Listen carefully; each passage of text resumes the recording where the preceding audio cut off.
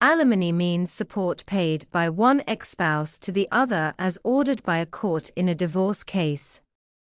Alimony is also called spousal support in California and some other states. Usually it is paid by the male to his ex, but in some cases a wealthy woman may have to pay her husband, or, in same-sex relationships, the breadwinner may pay to support his or her stay-at-home former partner.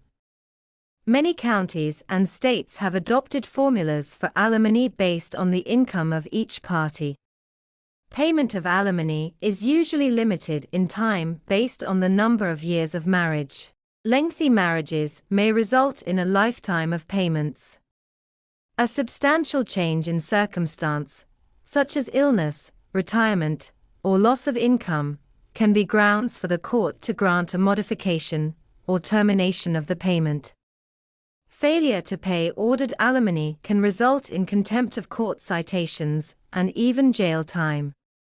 The level of alimony can be determined by written agreement and submitted to the court for a stipulated order. Income tax-wise, alimony is deductible as an expense for the pair and charged as income to the recipient. Child support is not alimony.